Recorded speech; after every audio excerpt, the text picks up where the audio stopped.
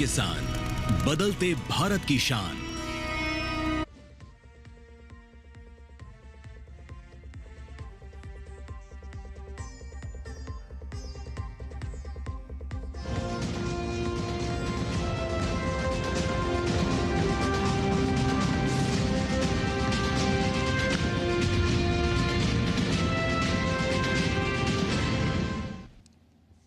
नमस्कार, स्वागत है आपका किसान समाचार में। मैं हूं रेशमा आपके साथ। आइए नजर डालते हैं इस वक्त की हेडलाइंस पर। राजस्थान सरकार किसानों के हित के लिए प्रतिबद्ध। मुख्यमंत्री भजनलाल शर्मा ने कृषि और उद्योग क्षेत्र में नवीनतम तकनीक का उपयोग करने पर दिया जोर। राज्य में centre of excellence of artificial intelligence in agriculture की स्थापना होगी जल्द। भैंस पालन योजना को बढ़ावा देने के लिए बिहार सरकार की घोषणा। भैंस पालन के लिए डेयरी इकाई की स्थापना की लागत पर अब किसानों को मिलेगा अनुदान। उत्तर प्रदेश सरकार ने की एग्री जंक्शन योजना की शुरुआत। योजना के तहत राज्य के युवाओं को खाद, बीज एवं कीटनाशक की दुकान संचालित करने के लिए निःशुल्क दिया जाएगा लाइसेंस। उत्तराखंड में मौसम विभाग ने राज्य में 2 जुलाई तक भारी बारिश का किया येलो अलर्ट जारी। संवेदनशील क्षेत्रों में रहने वाले लोगों से विशेष सतर्कता बरतने की अपील।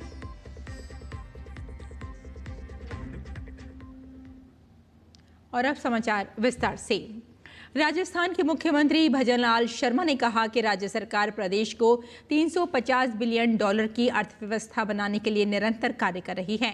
शर्मा ने कहा कि हम प्रदेश की आधारभूत संरचना, शिक्षा, कृषि और उद्योग क्षेत्र में नवीनतम तकनीक का उपयोग करते हुए ठोस बदलाव ला रहे हैं। उन्होंने कहा कि कृषि में AI के उपयोग से किसानों की उत्पादकता बढ़ेगी और युवा अत्याधुनिक प्रशिक्षण प्राप्त कर रोजगार परक बनेंगे।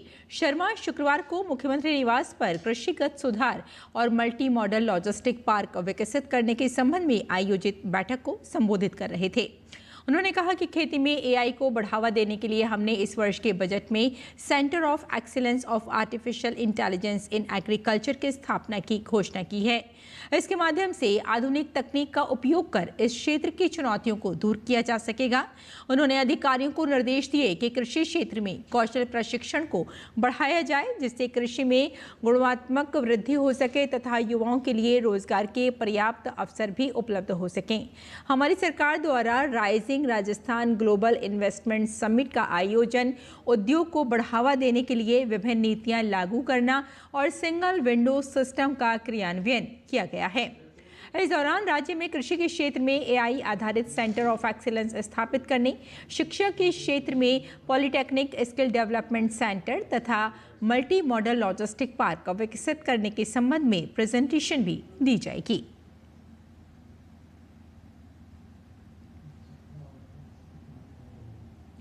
राजस्थान के मुख्यमंत्री भजनलाल शर्मा किसानों के हित में अहम फैसला उन्होंने लिया है। किसानों का जीवन स्तर और बेहतर करने तथा उनकी आय में वृद्धि के लिए मुख्यमंत्री किसान सम्मान निधि, गेहूं की MSP खरीद पर अतिरिक्त बोनस, अल्पकालीन ब्याज मुक्त फसली ऋण तथा प्रधानमंत्री फसल बीमा योजना के तहत बीमा क्लेम जैसे अहम कदम उठाए गए हैं। इसी कड़ी में मुख्यमंत्री शर्मा ने राज्य के 143 गांवों के 70,366 किसानों को बड़ी राहत देते हुए 239 करोड़ रुपए के आदान अनुदान की मंजूरी दी है। ये राशि आपदा राहत कोष से वितरित की जाएगी। गौरतलब है कि रबी फसल सीजन 2024-25 में प्रदेश के 8 जिलों की 18 तहसीलों में ओलावृष्टि से फसलों को नुकसान हुआ था। मुख्यमंत्री ने संवेदनशील निर्णय लेते हुए इनकी त्वरित गिरदावरी करवाने के निर्देश दिए थे, जिसके पश्चात राज्य सरकार द्वारा 33% से अधिक खराबी वाले 143 गांवों को अभावग्रस्त घोषित किया गया था। हिमाचल प्रदेश के धर्मशाला में खरीफ 2025 फसल बीमा योजनाओं की जिला स्तरीय निगरानी समिति की बैठक आयोजित की गई। कृषि विभाग के तहत प्रधानमंत्री फसल बीमा योजना एवं मौसम आधारित फसल बीमा योजना के कामयाब क्रियान्वयन के बाद कृषि विभाग ने मीटिंग का आयोजन किया। गौरतलब है कि बैठक में इस खरीफ सीजन के लिए धान एवं मक्की की फसलों को प्रधानमंत्री फसल बीमा योजना में तथा गोभी, आलू और टमाटर की फसलों को मौसम आधारित फसल बीमा योजना में में शामिल किया गया है। वहीं मक्का और धान के लिए शेमा जनरल इंश्योरेंस कंपनी तथा सब्जी फसलों के लिए agriculture insurance company of India limited को बीमा प्रदाता नियुक्त किया गया है। इसके तहत किसानों को केवल 48 रुपये प्रति कनाल प्रीमियम देकर 2,400 रुपये प्रति कनाल तक का बीमा कवरेज मिलेगा। उन्होंने कहा कि ये योजना किसानों को प्राकृतिक आपदाओं से होने वाले फसल नुकसान की भरपाई के लिए एक प्रभावी सुरक्षा कवच प्रदान करती है। फसल बीमा योजना की अंतिम तिथि 15 जुलाई 2025 तय की गई है। उन्होंने कहा कि पिछले वर्ष लगभग 4,412 किसानों को 83.41 लाख रुपए का मुआवजा वितरित किया गया था तथा गेहूं की फसल के नुकसान का आकलन कार्य भी प्रगति पर है।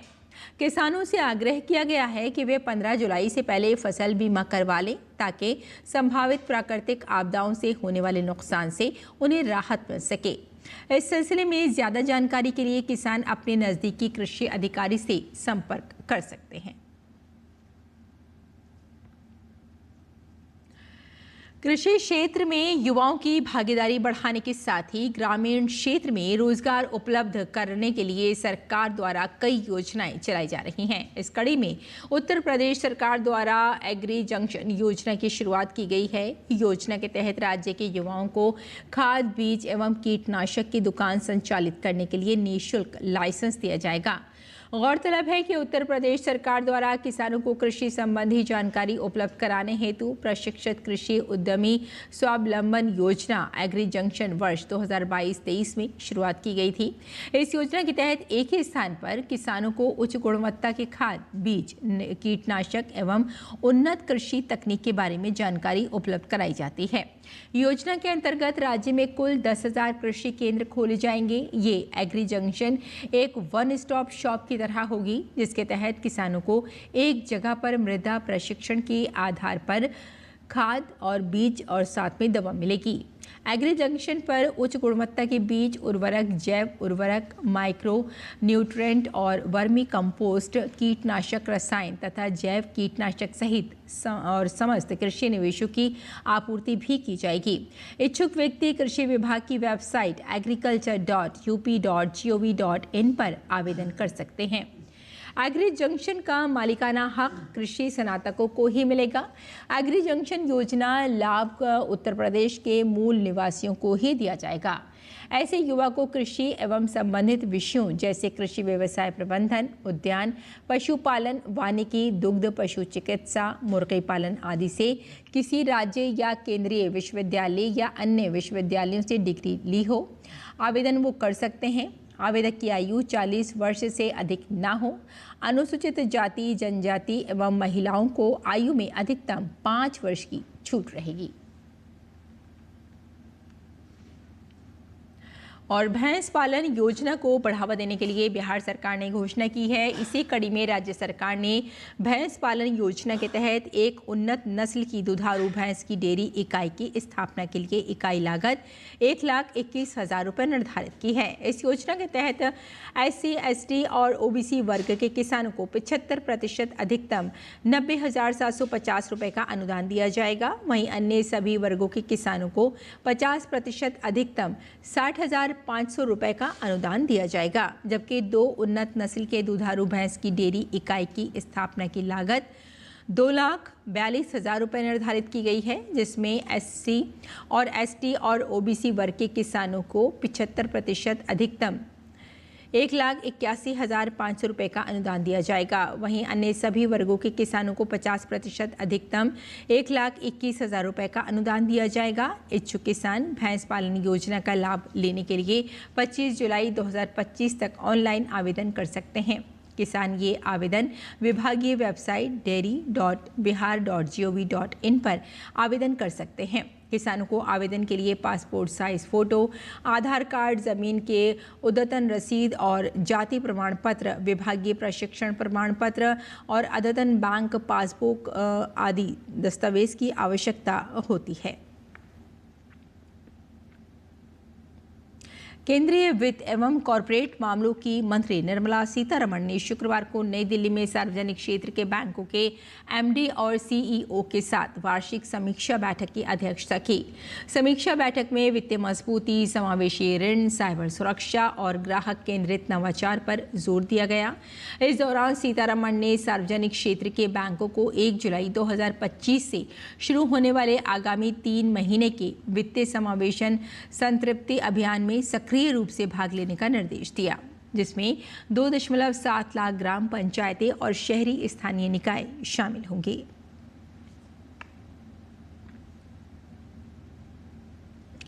बाजरा, ज्वार, मक्का, मूंगफली, तिल, ग्वार, मूंग, उड़द और चावल एवं मोट आदि खरीफ में बोई जाने वाली प्रमुख फसलें हैं। अधिक उत्पादन लेने के लिए उर्वरक प्रबंधन, प्रतिरोधक किस्मों का उपयोग, बीजोपचार, मृदा उपचार व खरपतवार प्रबंधन अति आवश्यक है।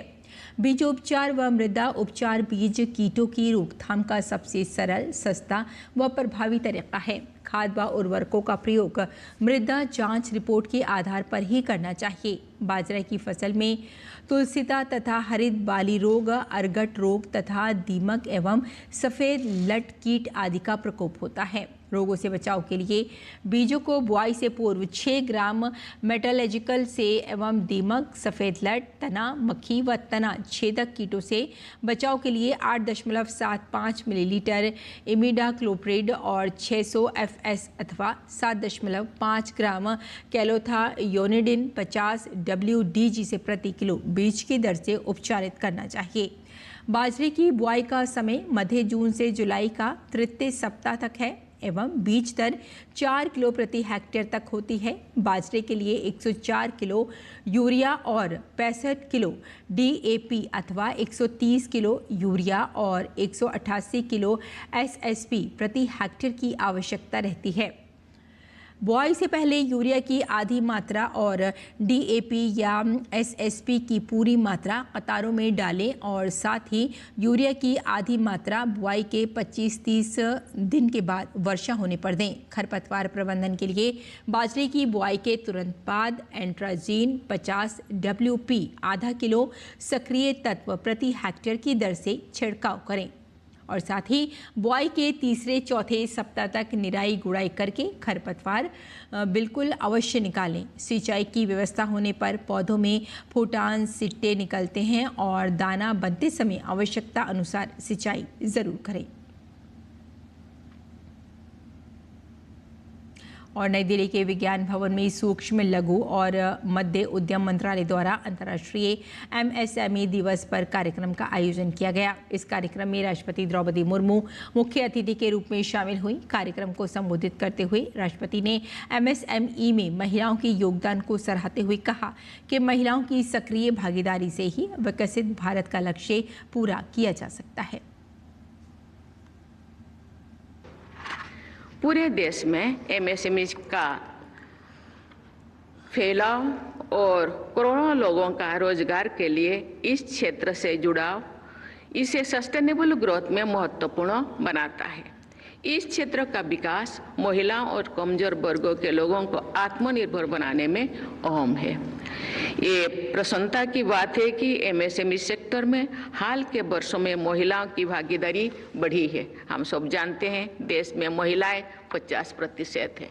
जब महिलाओं का रोजगार बढ़ेगा तो देश का जो हम लोगों का सपना 2047 तक देश को विकसित भारत बनाने का मुझे लगता है वो तब संभव हो सकेगा।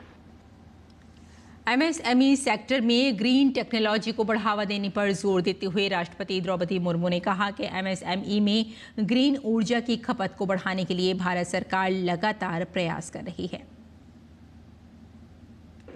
MSME सेक्टर में ग्रीन टेक्नोलॉजी का बढ़ावा देना समय की मांग है। इससे न केवल MSME की सस्टेनेबिलिटी एंड कॉम्पिटिटिवनेस बढ़ेगी बल्कि देश को क्लाइमेट संबंधी लक्ष्यों को प्राप्त करने भी सहायता मिलेगी। MSME के सस्टेनेबिलिटी के लिए इनोवेशन बहुत जरूरी है। सरकार विभिन्न माध्यमों से स्टार्टअप और इनोवेशन की संस्कृति को बढ़ावा दे रही है। DRDO जैसे संस्थानों द्वारा MSME को टेक्नोलॉजी ट्रांसफर, इनोवेशन और रिसर्च के लिए फंड जैसे सहायता दी जा रही है, जिससे वे रक्षा और एयरस्पेस के क्षेत्र में योगदान दे सकें। और उत्तराखंड में मानसून सक्रिय है। एक और जहां मैदानी इलाकों में बारिश ने मौसम सुहाना बना दिया है, वहीं पहाड़ी जिलों में ये परेशानी का कारण बन रही है। मौसम विभाग ने राज्य में 2 जुलाई तक भारी बारिश की चेतावनी जारी की है। मौसम विज्ञान केंद्र द्वारा देहरादून, चमोली, रुद्रप्रयाग, टिहरी, पौड़ी, चंपावत और पिथौरागढ़ जिलों में येलो अलर्ट जारी किया गया है। वहीं नैनीताल और बागेश्वर के कुछ इलाकों में तेज बारिश के लिए ऑरेंज अलर्ट जारी किया गया है। और बारिश के कारण कई स्थानों पर भूस्खलन की आशंका जताई गई है। विभाग ने संवेदनशील क्षेत्रों में रहने वाले लोगों से विशेष सतर्कता बरतने की अपील की है। लगातार बारिश के चलते विभिन्न क्षेत्रों से सड़क मार्गों की बाधित होने की सूचना भी मिल रही है। प्रशासन अवरुद्ध मार्गों को खोलने के लिए युद्ध स्तर पर काम कर रहा है। सुरक्षा कारणों से सोनप्रयाग और गौरीकुंड में केदारनाथ यात्रियों को रोका गया तथा साथ ही मलबा साफ होने के बाद यात्रियों की आवाजाही फिर से शुरू कर दी गई। मार्ग के खुलने और बंद होने को नियंत्रण किया जा रहा है तथा साथ ही संबंधित संस्था, प्रशासनिक अधिकारियों और पुलिस द्वारा अतिरिक्त सतर्कता के साथ यात्रियों की आवाजाही सुनिश्चित की जा रही है। और किसान इस मौसम में कैसे रखें अपनी खेती का ख्याल, आइए जान लेते हैं।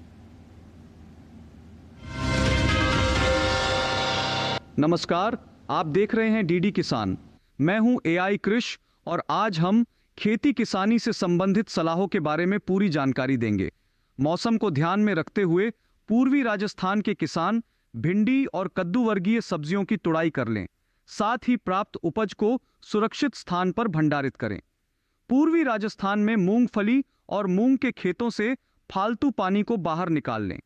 वहीं पश्चिमी मध्य प्रदेश के किसान बारिश की स्थिति को देखते हुए मक्का की कटाई को स्थगित करें।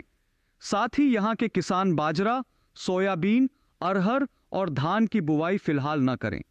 पश्चिमी मध्य प्रदेश में सब्जियों और बगीचों से अतिरिक्त पानी को बाहर निकाल लें ताकि फसल को नुकसान न हो।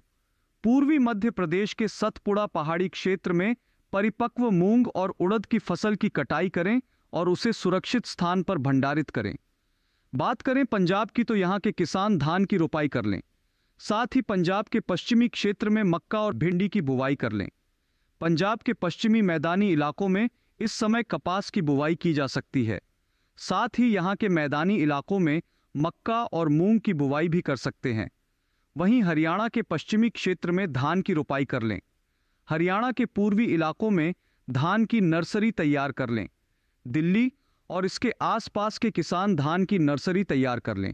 साथ ही यहां के किसान टमाटर, मिर्च और बैंगन की बुवाई कर लें। दिल्ली और इसके आसपास के किसान अगेती फूल गोभी की भी बुवाई कर सकते हैं। यहाँ के किसान अरहर, मूंग और उड़द की बुवाई कर लें। यहाँ के किसान दलहनी फसलों के खेतों में उचित जल निकासी की व्यवस्था रखें। साथ ही सब्जियों के खेतों में भी जल भराव की समस्या से बचने के लिए जल निकासी का प्रबंध करें। इसी तरह कृषि और किसानों से जुड़ी हर महत्वपूर्ण जानकारी के लिए हमारे साथ जुड़े रहिए और देखते रहिए डीडी किसान। धन्यवाद।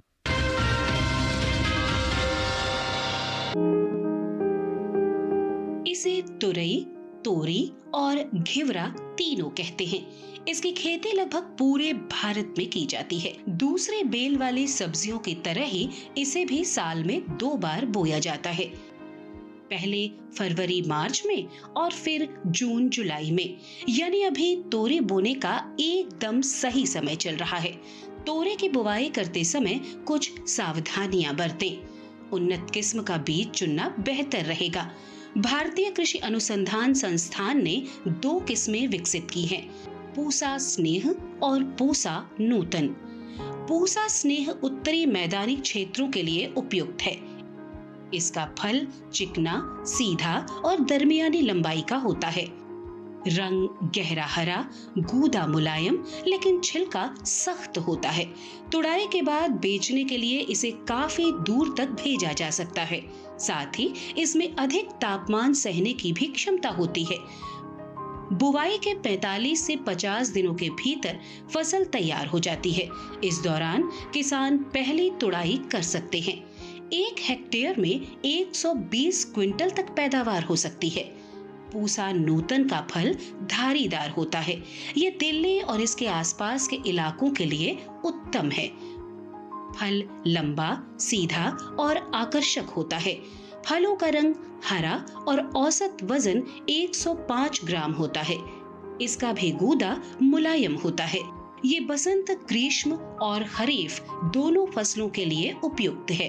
बोने के 45 से 50 दिनों में पहली तुड़ाई की जा सकती है। तोरी की बुवाई करते समय 1 हेक्टेयर के लिए 4-5 किलो बीज पर्याप्त होते हैं। बुआई करते समय पंक्ति से पंक्ति की दूरी 200 सेंटीमीटर और पौध से पौध की दूरी 75 सेंटीमीटर रखें। अगर बात सिंचाई की करें तो गर्मी के मौसम में हर 5-6 दिन पर सिंचाई करते रहें। फसल में फल मक्खी का प्रभाव भी देखा जा सकता है। ऐसे में उचित दवाओं का छिड़काव करें। ध्यान रखें कि फसल में किसी भी तरह की दवा का छिड़काव करने से पहले कृषि विशेषज्ञों की सलाह जरूर लें।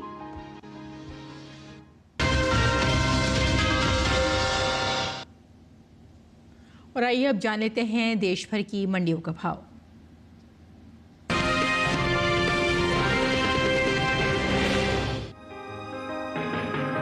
कृषि उपज मंडियों में लहसुन की आवक सामान्य बनी हुई है। शुक्रवार को ज्यादातर मंडियों में लहसुन के भाव ऊपर नीचे हुए। एगमार्कनेट के मुताबिक पंजाब की गढ़शंकर मंडी में लहसुन का कारोबार अच्छी खासी कमजोरी के साथ हुआ। 26 जून को लहसुन का भाव रहा 6,500 रुपए। 27 जून को इसमें 1,000 रुपए की नरमी आई और भाव 5,500 रुपए क्विंटल पर रह गया। राजस्थान की कोटा मंडी में भी लहसुन के सौदे सुस्ती के साथ हुए। यहाँ 27 जून को लहसुन का भाव 300 रुपए गिरकर 6,800 रुपए से 6,500 रुपए रह गया। वहीं महाराष्ट्र की पुणे मंडी में लहसुन के कारोबार में बढ़त का रुख रहा। यहाँ 26 जून को लहसुन का भाव था 7,000 रुपए। 27 जून को लहसुन का भाव 500 रुपए चढ़कर 7,500 रुपए हो गया। इसी तरह उत्तर प्रदेश की सहारनपुर मंडी में भी लहसुन के कारोबार में उछाल देखने को मिला। यहाँ 26 जून को लहसुन का भाव था 6,200 रुपए। 27 जून को लहसुन का भाव 300 रुपए उछलकर 6,500 रुपए हो गया। भारत से होने वाला लहसुन का निर्यात साल 2023-24 के दौरान बीते 5 सालों के उच्च स्तर पर पहुंच गया है। दुनिया में चीन को लहसुन के सबसे बड़े उत्पादक के रूप में जाना जाता है, लेकिन हाल ही में चीन में लहसुन की पैदावार कम होने की वजह से वित्त वर्ष 2023-24 के दौरान भारत से रिकॉर्ड तोड़ लहसुन का निर्यात हुआ है। भारतीय लहसुन की मांग खासतौर पर पश्चिमी देशों से बढ़ी है। बता दें कि लहसुन के अंतर्राष्ट्रीय बाजार में चीन की हिस्सेदारी 75% है, जो 23 मिलियन टन से अधिक है, जबकि 3.3 मिलियन टन से कम पैदावार के साथ भारत दूसरे स्थान पर आता है। लहसुन के बीते 5 सालों के निर्यात आंकड़ों पर नजर डालें तो भारतीय मसाला बोर्ड की ओर से हाल ही में जारी ताजा आंकड़ों के मुताबिक साल 2019-20 के दौरान भारत से होने वाला लहसुन का निर्यात 22,280 मीट्रिक टन का रहा था, जिसमें साल 2020-21 के दौरान कमी देखने को मिली और लहसुन का निर्यात 4,637 मीट्रिक टन घटकर 17,643 मीट्रिक टन पर आ गया, जबकि साल 2021-22 के दौरान लहसुन के निर्यात में इजाफा देखने को मिला और निर्यात फिर से 22,000 मीट्रिक टन के पार पहुंच गया। साल 2022-23 की बात करें तो उस साल लहसुन के निर्यात में खासा इजाफा देखने को मिला। बीते 3 साल के रिकॉर्ड को तोड़ते हुए लहसुन का निर्यात 57,346 मीट्रिक टन के पार पहुंच गया। इसी तरह साल 2023-24 के दौरान भारत से होने वाले लहसुन के निर्यात ने पिछले 5 सालों का रिकॉर्ड तोड़ा और निर्यात का यह आंकड़ा 73,950 मीट्रिक टन के पार जा पहुंचा। यानी साल 2023-24 के दौरान भारत से होने वाले लहसुन के निर्यात में पिछले साल के मुकाबले 16,604 मीट्रिक टन की बढ़ोतरी हुई।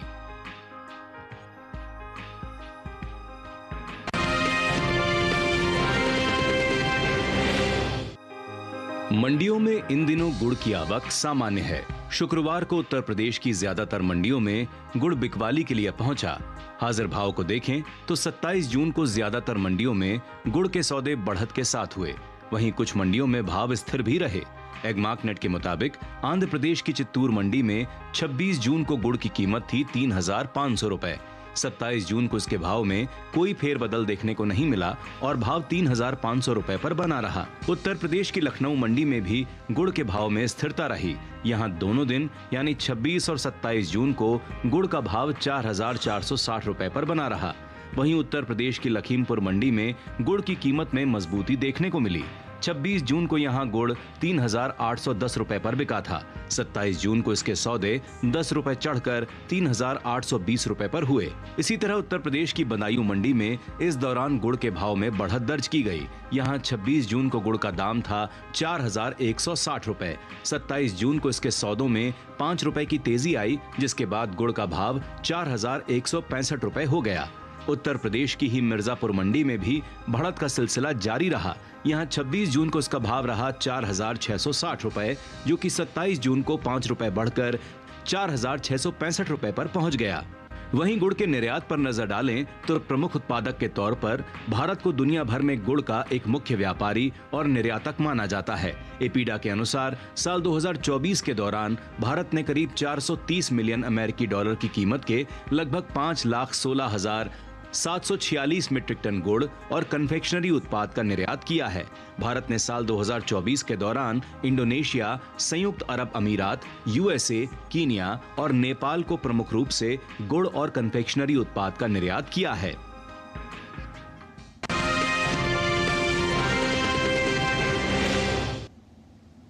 खेती किसानी के साथ साथ आइए नजर डाल लेते हैं कुछ और महत्वपूर्ण खबरों पर। खास खबर में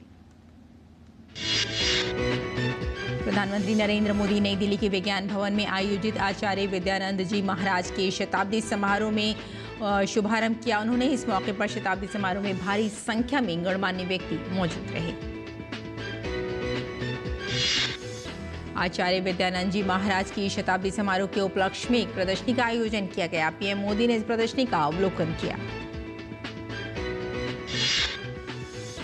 बिहार के मुख्यमंत्री नीतीश कुमार ने पटना में 21,391 नए कांस्टेबल को जॉब लेटर वितरित किया, जिसके बाद बिहार पुलिस को बड़ी संख्या में नए कांस्टेबल मिलेंगे। पश्चिम बंगाल की राजधानी कोलकाता के कस्बा इलाके में एक लॉ छात्रा से कथित तौर पर सामूहिक दुष्कर्म के मामले में पीड़िता छात्रा ने अपनी शिकायत में बताया है कि सामूहिक दुष्कर्म के मुख्य आरोपी मनोजीत मिश्रा ने उनके सामने शादी का प्रस्ताव रखा था। प्रस्ताव ठुकराने पर उसने अपने दोस्तों के साथ मिलकर इस कृत्य का अंजाम दिया। यूपी में हापुड़ के पिलखवा में एटीएस ने फेक भारतीय मुद्रा बनाने वाले 2 लोगों को गिरफ्तार किया। इसके पास से 3,90,000 रुपए की फेक करेंसी बरामद हुई है। तो किसान समाचार में फिलहाल इतना ही। अनुमति दें। नमस्कार।